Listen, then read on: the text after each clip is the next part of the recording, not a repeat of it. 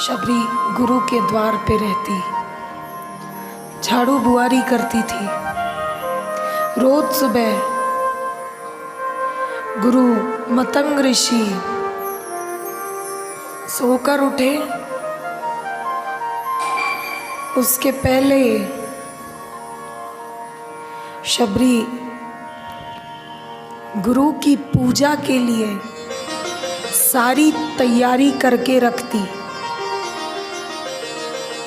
मतंग ऋषि पंपा सरोवर में स्नान करने जाएं, उसके पहले सारी तैयारियां शबरी करके रखती थी।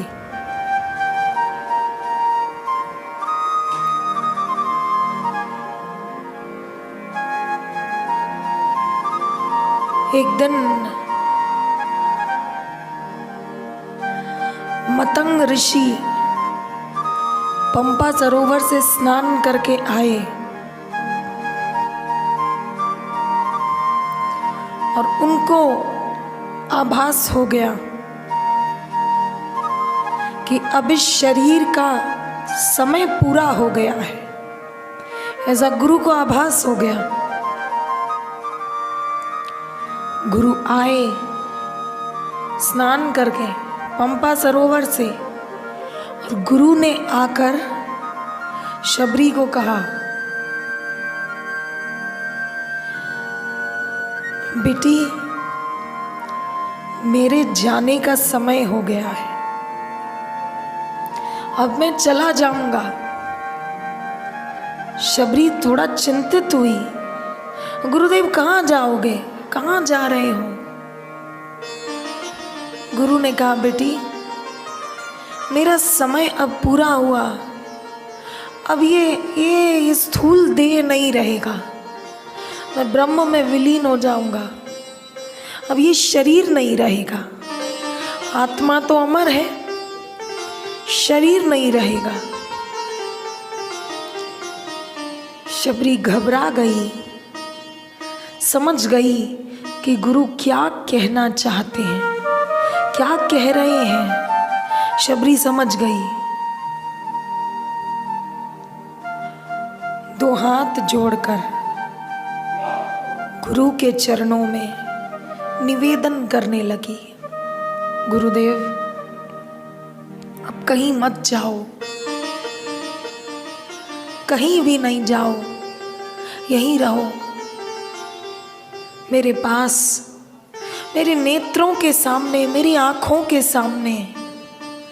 क्योंकि गुरुदेव अगर आप चले गए तो मैं अनाथ हो जाऊंगी। इसलिए हे मेरे दाता, हे मेरे गुरुदेव, मेरी प्रार्थना स्वीकार कर लो, अब कहीं नहीं जाओ मुझे छोड़कर। मैं जानती हूँ कि आपके लिए असंभव कुछ भी नहीं है। मेरी इतनी सी विनती, इतनी प्रार्थना स्वीकार कर लो, मत जाओ गुरुदेव। शबरी प्रार्थना करने लगी। मतंग ऋषि ने समझाने का प्रयास किया कि बेटी जो आया है वो तो जाएगा ना, और ये शरीर नश्वर है, ये तन कब तक रहेगा? आत्मा तो अमर है, आत्मा कभी मरती नहीं।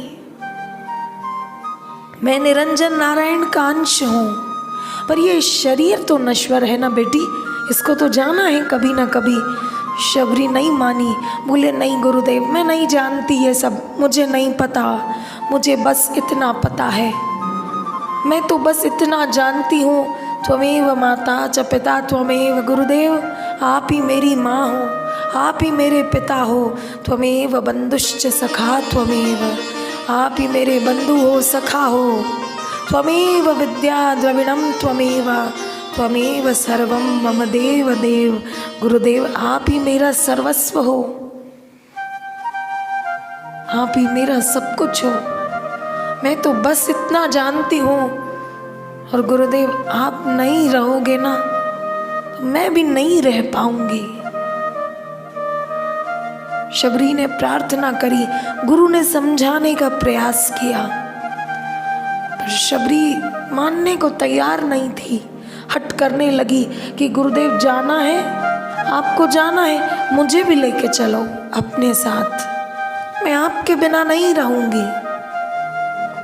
गुरु बोले, शबरी ये नहीं हो सकता, अभी तेरे जाने का समय नहीं आया है बेटी, ये नहीं हो सकता। पर शबरी नहीं मानी, या तो आप रुक जाओ, और अगर आपको जाना है ना तो मेरे को लेके चलो अपने साथ, मुझे अकेला नहीं छोड़ो गुरुदेव, इस संसार में मुझे अकेला नहीं छोड़ो। या तो आप रुको यहाँ, मैं आपके सानिध्य में रहूंगी, मैं आपकी छत्र छाया में रहूंगी। जैसे बच्चा माँ की गोद में सुरक्षित होता है, उसी तरह गुरुदेव मैं आपकी छत्र छाया में सुरक्षित हूँ, इसलिए आप रुको, मैं आपकी छत्र छाया में रहूंगी, आपके मार्गदर्शन में रहूंगी। और नहीं, आपको जाना ही है, मुझे भी लेके चलो। शबरी फूट फूट कर रोने लगी, गुरु चरणों में निवेदन करने लगी, प्रार्थना करने लगी।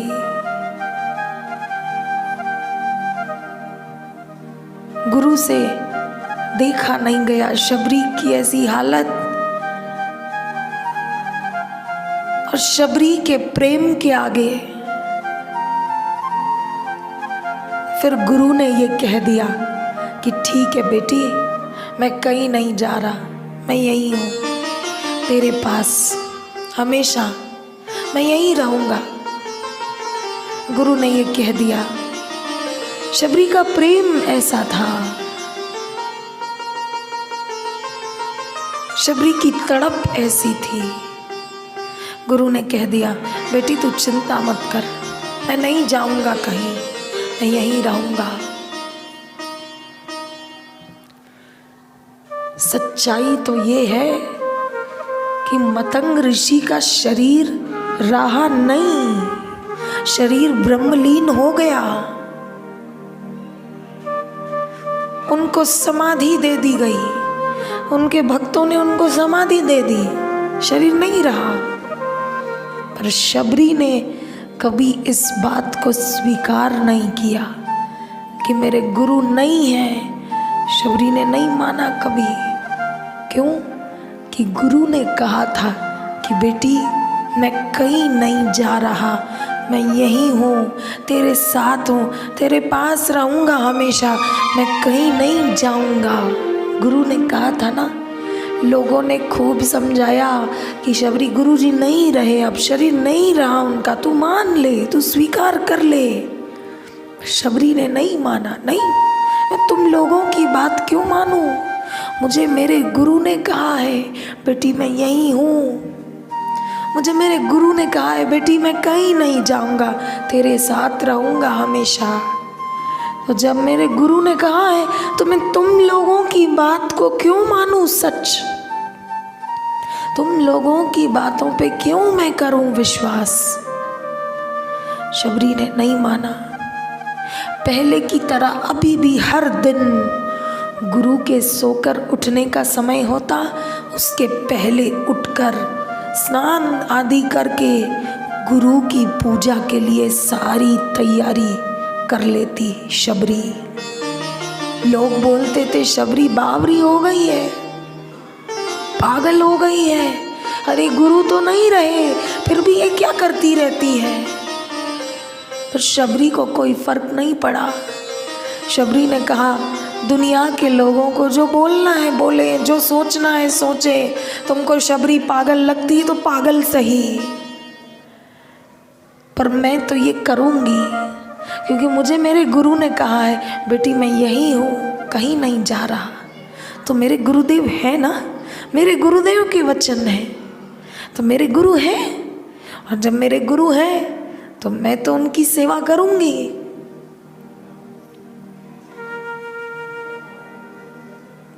शबरी रोज सेवा करती पहले की तरह ही, गुरु की पूजा के लिए तैयारियां कर देती, गुरु के लिए भोजन बनाकर तैयार करती, सारा कुछ करती। लोग पागल बोलते थे, क्या क्या बोलते थे, पर शबरी ने कभी लोगों की बातों पे ध्यान नहीं दिया। दिन बीते, हफ्ते बीते, महीने बीते, साल बीत गए, 80 साल बीत गए और वो दिन आ गया जब राम जी शबरी के द्वार पे आए। बहुत इंतज़ार किया शबरी ने। लोगों ने तो इस बात पे भी कहा कि राम जी नहीं आएंगे, तेरे गुरु जी भी नहीं हैं और राम जी भी नहीं आएंगे, पर शबरी ने लोगों की बातों पे ध्यान नहीं दिया। उसका दृढ़ विश्वास था कि मेरे गुरु ने कहा है मैं हूँ, यही हूँ, तो मेरे गुरु हैं। और मेरे गुरुदेव का वचन है कि बेटी तुझे नहीं जाना पड़ेगा, राम जी आएंगे तो राम जी को आना पड़ेगा। ये श्रद्धा थी शबरी की, आस्था थी शबरी की। और वो दिन आ गया जब राम जी आए, राम जी आए, लक्ष्मण जी आए। शबरी खुश हो गई कि देखो आज मेरे गुरु के वचन सत्य हुए। लोग क्या क्या बोलते थे, पर आज लोग प्रत्यक्ष अपनी आंखों से देखेंगे कि ब्रह्मज्ञानी संत जो बोलते हैं ना, वो झूठ नहीं होता, वो देर सबेर होता है, पूर्ण होते हैं काम, वो बात पूरी होती है। आज लोग देखेंगे शबरी बहुत खुश थी, बहुत खुश कि राम जी आए हैं, साक्षात आदि नारायण आए हैं। शबरी बहुत खुश थी।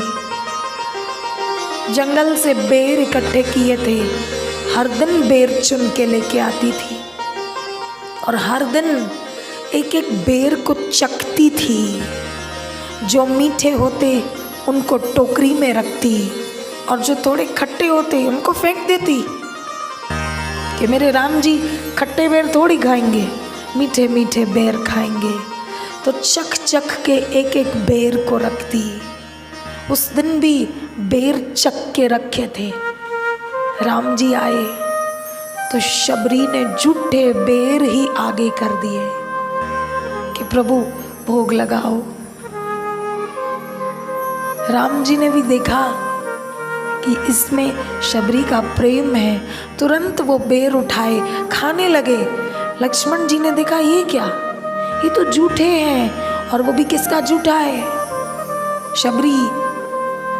भीलों में भी जो छोटी जाति के होते हैं ना, शबर जाति के भील भी जिसको छोटा मानते हैं, ऐसी शबर जाति की शबरी और उसके जूठे बेर हैं। लक्ष्मण जी ने कहा भैया ये जूठे हैं बेर, शबरी का जूठा है, आपको बेर खाने हैं, मैं जंगल से तोड़ के लाऊंगा, वो खाओ, ये मत खाओ। राम जी ने कहा नहीं लक्ष्मण बैठो, तुम भी खाओ, ये बेर जूठे हैं, ठीक बात है, लेकिन इन जूठे बेरों में भी एक अद्भुत सी मिठास है।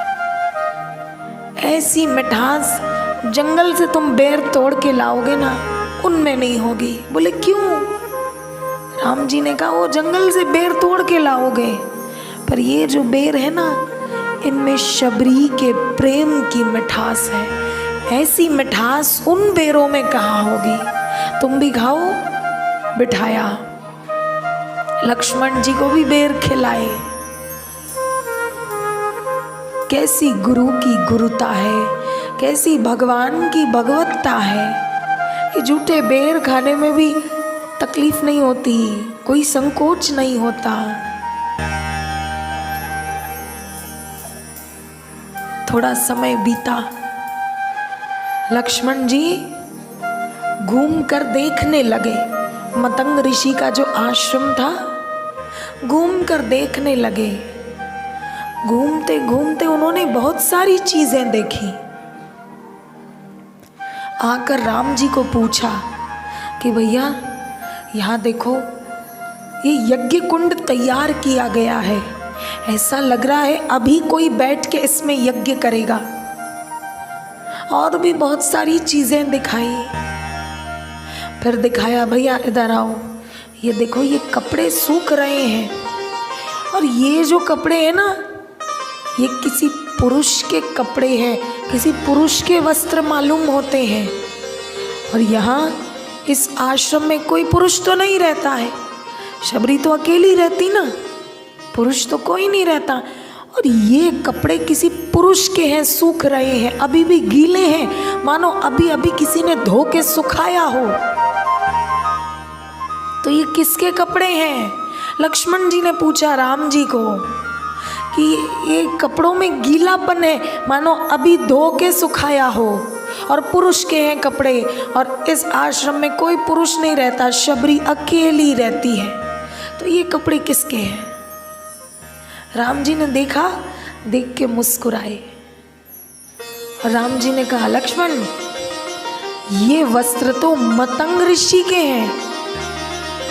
तो लक्ष्मण जी ने कहा कि ऐसे कैसे हो सकता है, मतंग ऋषि का शरीर तो कई सालों पहले छूट गया, और ये कपड़े अभी भी गीले हैं, ऐसा लग रहा है कि अभी धो के सुखाए हैं। मतंग ऋषि को गए तो कई साल हो गए ना, ब्रह्मलीन हो गए कितने वर्षों पहले, ये कपड़े अभी धो के सुखाए ऐसा मालूम पड़ता है। ये कपड़े गीले हैं, गीलापन है कपड़ों में, ऐसे कैसे हो सकता है? तब रामचंद्र जी ने कहा, ध्यान देना, बड़े पते की बात है। कैसी शबरी की श्रद्धा वो इस बात से समझ में आती है जो अब राम जी कहेंगे। कैसा शबरी का गुरु वचनों में अटूट विश्वास वो अब समझ में आएगा। अब राम जी समझाते हैं लक्ष्मण जी को कि लक्ष्मण तुम ठीक बोल रहे हो, मतंग ऋषि तो कई सालों पहले ब्रह्मलीन हो गए, लेकिन शबरी ने उनसे प्रार्थना की थी कि गुरुदेव मुझे छोड़ के मत जाओ, मैं नहीं रह पाऊंगी आपके बिना, मुझसे दूर मत जाओ। और शबरी की प्रार्थना सुनकर मतंग ऋषि ने शबरी को जाते जाते, जाने से पहले मतंग ऋषि ने शबरी को कहा था, बेटी मैं कहीं नहीं जा रहा, यहीं हूँ, तेरे पास हूँ, यहीं रहूँगा, कहीं नहीं जाऊँगा।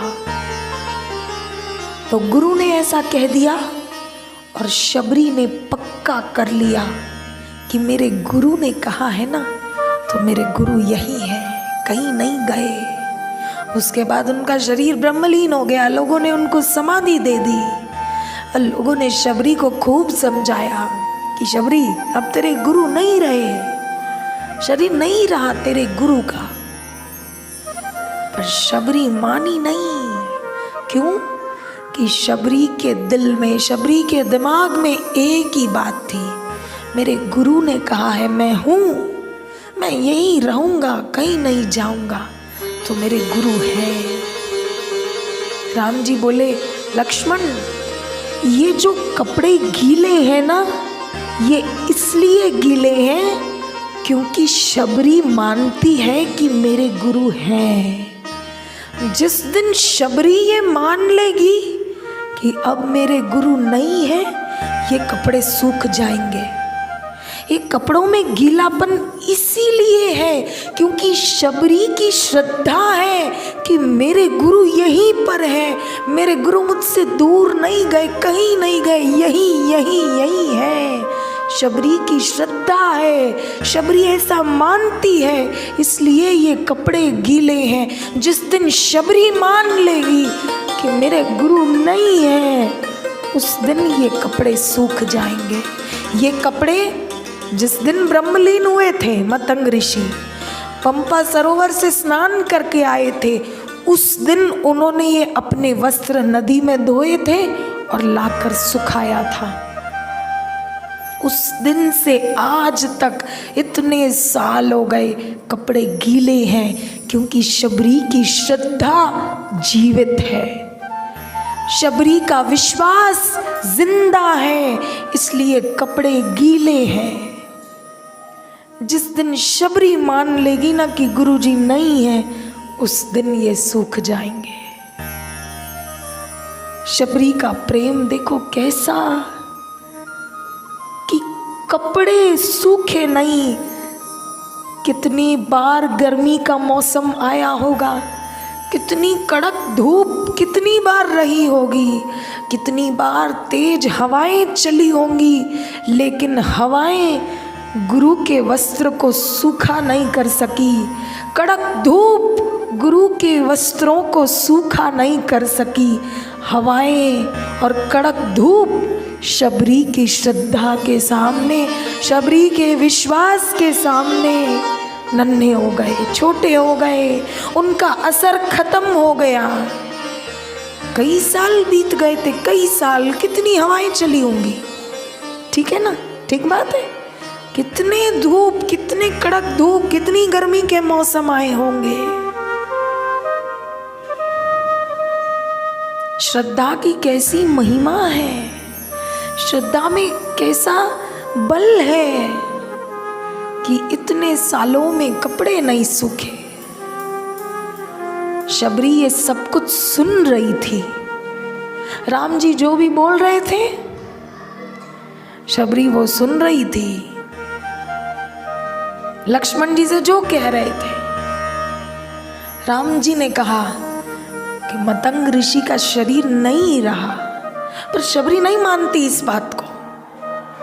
जब शबरी के कानों में ये बात पड़ी, तब शबरी को झटका लगा कि ये राम जी बोल रहे हैं कि मतंग ऋषि का शरीर नहीं रहा, और शबरी मानती नहीं है।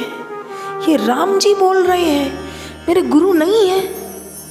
लोगों ने खूब कहा, पर शबरी ने कभी विश्वास नहीं किया।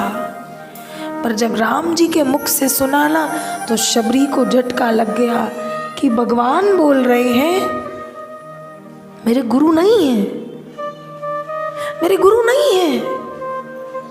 शबरी से सहन नहीं हुआ, और उसी पल, उसी क्षण शबरी धरती पर गिर पड़ी। शबरी के प्राण निकल गए। देखो एक बात और है, भगवान साक्षात सामने खड़े थे, लेकिन भगवान की उपस्थिति से शबरी को कोई फर्क नहीं पड़ा। जैसे शबरी को ये पता चला कि मेरे गुरु नहीं है, शबरी का शरीर छूट गया। कैसा गुरु में प्रेम था, कैसी गुरु में आस्था थी कि भगवान साक्षात सामने खड़े हैं। चतुर्भुजी नारायण का अवतार है, राम जी खड़े हैं। शेष नाग का अवतार लक्ष्मण जी खड़े हैं। पर भगवान के होने नहीं होने से शबरी को कोई फर्क नहीं पड़ा। शबरी ने जब ये सुना कि मेरे गुरु नहीं है, तो भगवान से भी है नहीं है कोई मतलब नहीं रहा। मेरे गुरु नहीं है, शबरी इस बात को सह नहीं पाई, और तुरंत शरीर उसका गिर गया, प्राण उसके निकल गए। भगवान थे, ये नहीं कि खुश हो गई गुरु नहीं है तो कम से कम भगवान तो है आंखों के सामने, नहीं। कैसा उसका प्रेम था, कैसी उसकी श्रद्धा थी कि हवाएं गुरु के वस्त्र को सुखा न सकी, धूप गुरु के वस्त्रों को सूखा न कर सके। कैसी गजब की श्रद्धा थी भील जाति की शबरी की। राम जी उपस्थित थे, लेकिन शबरी को कोई फर्क नहीं पड़ा। बस इतना सुन लिया कि गुरु नहीं है, और प्राण निकल गए। कैसी ये भारत भूमि है, धन्य है, हम सभी सौभाग्यशाली हैं कि ऐसे भारत भूमि में जन्म लेने का अवसर मिला, जहाँ कैसे कैसे गुरु भक्त हो गए। शबरी की भक्ति कैसी, शबरी की श्रद्धा कैसी। हर दिन संकल्प करें कि हमारा भी हमारे गुरु के श्री चरणों में, हमारे गुरु के श्री वचनों में ऐसा ही प्रेम हो, ऐसी ही श्रद्धा हो जैसी शबरी की अपने गुरु में थी। हनुमान जी की जैसी श्रद्धा, जैसी भक्ति हनुमान जी के दिल में राम जी के लिए है, बापू जी का जैसा प्रेम, जैसा आज्ञा पालन का भाव दादा गुरु जी के चरणों में है, ऐसे आज्ञा पालन का भाव, ऐसी श्रद्धा, ऐसा प्रेम, ऐसा दृढ़ विश्वास हमारा हमारे बापूजी में हो जाए। हम सभी साधक बहनें भाई रोज़ ऐसा संकल्प करें।